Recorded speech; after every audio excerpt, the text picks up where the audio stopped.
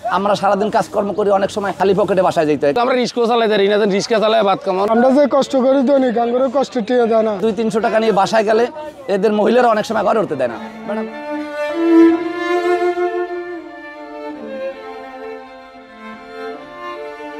প্লাটুনে ভিড়া lighter জাহাজ থেকে crane দিয়ে নামানো পণ্যগুলো সারিবদ্ধভাবে প্লাটুন থেকে নিয়ে ট্রাকে উঠাচ্ছেন শ্রমিকরা। চট্টগ্রামের মাঝির ঘাটের এটি একটি নিয়মিত দৃশ্য। কিছু ঘাট হয়েছে উন্নত, কিন্তু 18টি ঘাটের মধ্যে অনুন্নত ঘাটগুলোতে ভিড়তে চায় না জাহাজ।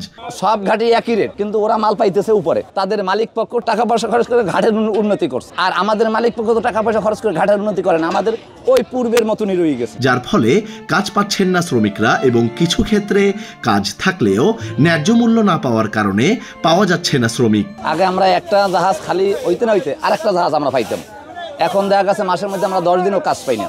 আমরা আগের মতন লেবারও পাইতেছি না, রেগুলার কাজ নাই বিদায়। এই যে মহিলা কষ্ট করে না, গোটা দিনে বিল পেবে 400 টাকা, বেলা 8টা বাজে না রাতে 9টা-10টা লাগে শেষ করতে, কথা বুঝছেন?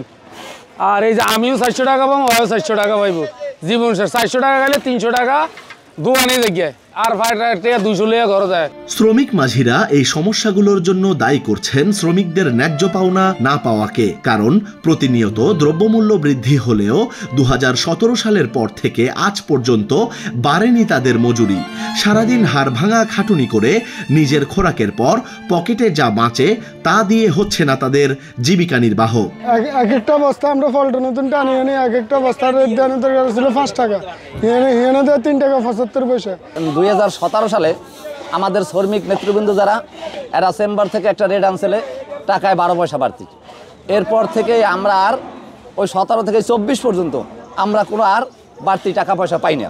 কানাডা, অস্ট্রেলিয়া, রাশিয়া, ইউক্রেন ছাড়াও আরও অনেক দেশ থেকে বিভিন্ন ধরনের পণ্য বাংলাদেশে আসছে প্রতিনিয়ত এই ঘাটগুলো দিয়ে। 2014-তে আমাকে বস্তার রেট বাড়ছে, আজ 2024-এর ভিতরে এই 9 বছরের ভিতরে আমার রেটের কোনো খবর নাই। আমরা সকাল 9টা বাজে কামে ধরছি, এখন গড়ি 4টা বাজে, এখনো আমরা বাসা যেতে পারি না। শ্রমিকদের নিদারুণ কষ্টের এবং আবেগের কথাগুলো বলেন তারা। তাহলে ভাই আমরা এডি কাম করি একমাত্র শিখছি, এটা করার লাগে বাধ্যমূলক। আমরা রিস্কা চালাই দেয় না, রিস্কা চালায় ভাত কামানকে, রিস্কা চালিয়ে আরো ভালো। আমরা চাবো কার কাছে? চাইতে হইলে তো আমাদের একজন গার্জিয়ান লাগবে, এখানে অফিস আদালতে যাইয়ে দাবি দেওয়া করতে হবে। আমাদের মনে করেন 18টা ঘাট, গার্জিয়ান নাই। দ্রব্যমূল্য বৃদ্ধি সীমাহীন থাকলেও বাড়ছে না মাঝির ঘাটের শ্রমিকদের দৈনিক মজুরি।